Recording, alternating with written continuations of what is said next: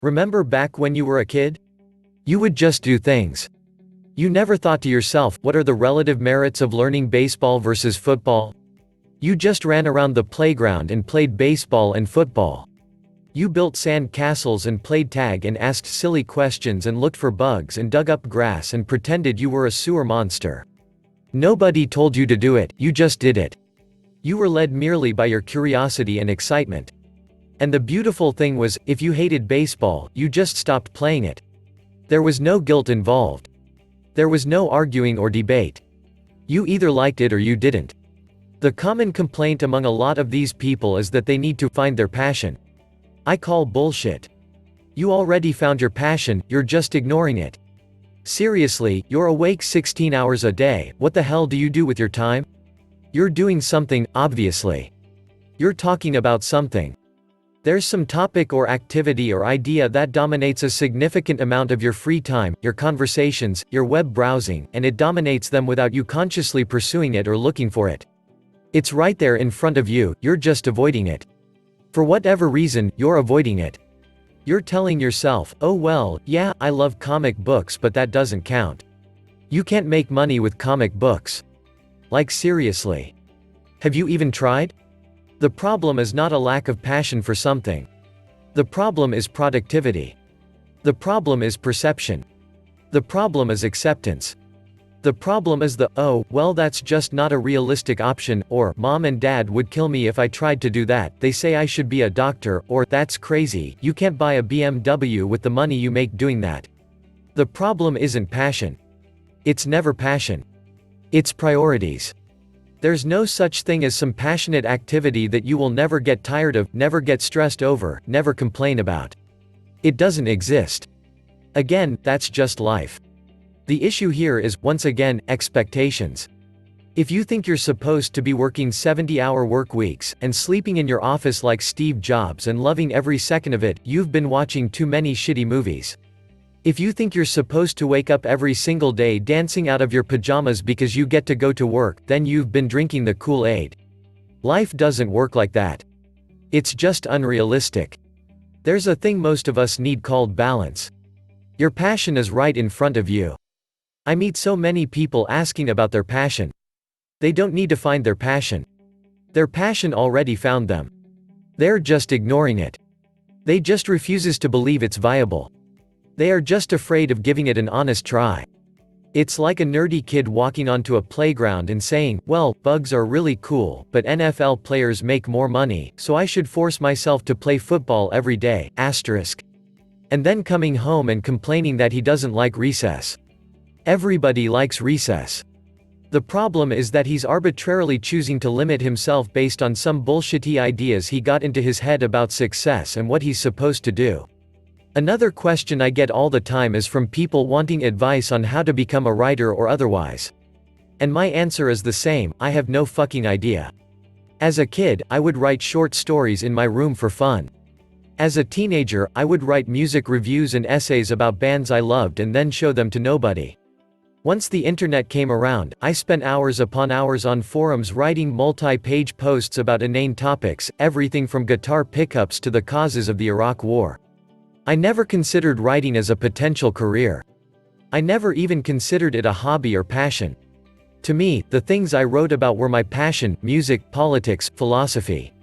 Writing was just something I did because I felt like it. And when I had to go looking for a career I could fall in love with, I didn't have to look far. In fact, I didn't have to look at all. It chose me, in a way. It was already there. Already something I was doing every day, since I was a kid, without even thinking about it. Because here's another point that might make a few people salty: if you have to look for what you're passionate about, then you're probably not passionate about it at all. If you're passionate about something, it will already feel like such an ingrained part of your life, that you will have to be reminded by people that it's not normal, that other people aren't like that. It didn't occur to me that writing 2,000-word posts on forums was something nobody else considered fun. It never occurred to my friend that designing a logo is something that most people don't find easy or fun. To him, it's so natural that he can't even imagine it being otherwise. And that's why it's probably what he really should be doing. A child does not walk onto a playground and say to himself, how do I find fun? He just goes and has fun. If you have to look for what you enjoy in life, then you're not going to enjoy anything. And the real truth is that you already enjoy something. You already enjoy many things. You're just choosing to ignore them. What if you don't know where to start? Are you listening to your heart? When people say, "I don't know where to start," what I hear is, "I don't know what path to take in order to be successful." They're thinking about how they can get to their final destination. But it isn't your job to know where you're going. It isn't your job to figure this out, remember? If you know what you're interested in, focus on tiny steps. Forget about results. Forget about big steps. We've been taught to make something big happen. Forget it. Eliminate the made-up pressure.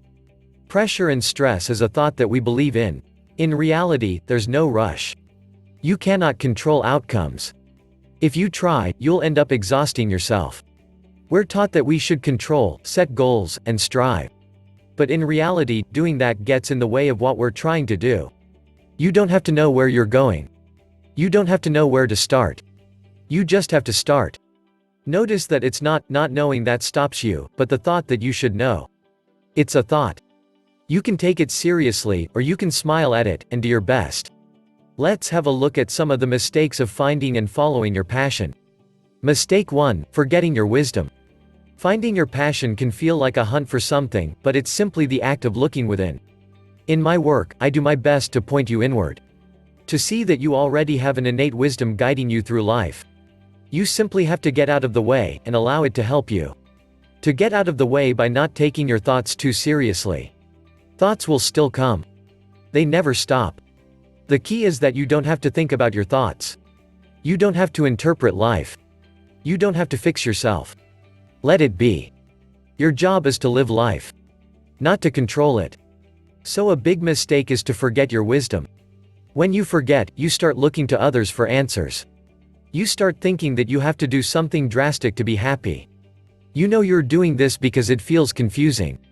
You're looking for what you already are. Mistake 2: standing still. Some people say, "Won't I just sit on the couch doing nothing if I calm my mind? I need anxiety to take action, right?" I've never seen that to be true.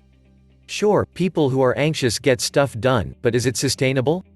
Is it how you want to live life? When I feel great, when I'm in touch with my wisdom, I can't wait to experience the world. I can't wait to write, create, and explore. That is the energy of inspiration. This doesn't mean I don't get work done when I feel bad. It just means that I prefer to feel inspired. Mistake number 3: letting moods rule you. We all have bad days. What you may not have been told is that when you feel bad, it's merely a signal that you can't trust your thinking. When you have a bad day, you feel a sense of urgency to act. You feel like you need to fix your whole life. Everything seems wrong. In reality, nothing is wrong. What's wrong is your thinking. Your thinking gives you the feeling of urgency and insecurity. When this happens, I don't do anything mentally. I get out of the way. I take a break. I take a walk.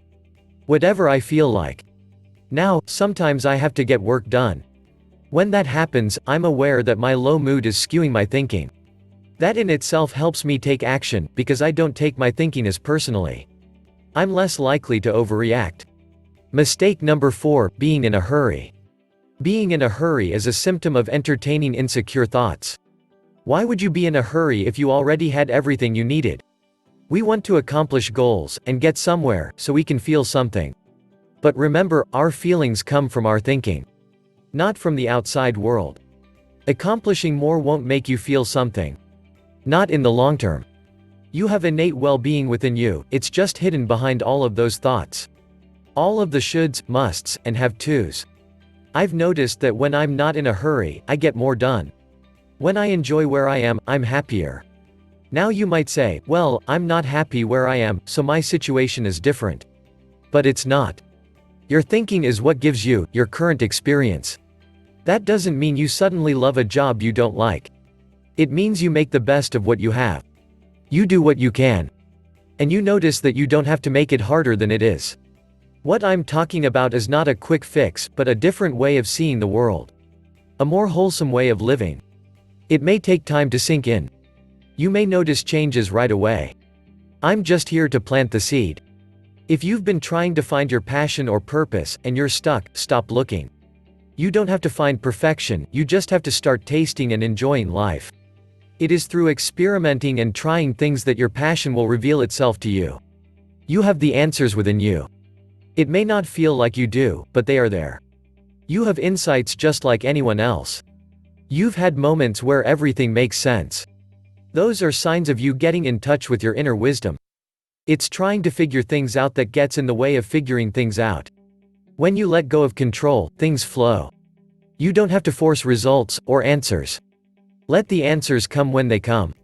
You just let go and do your best. That is enough. Now, go out and test the ideas in this video. Don't believe a word of what I've said. Apply what you've learned, and listen to your wisdom. This video has come from my wisdom, my inspiration, and I'm not living your life.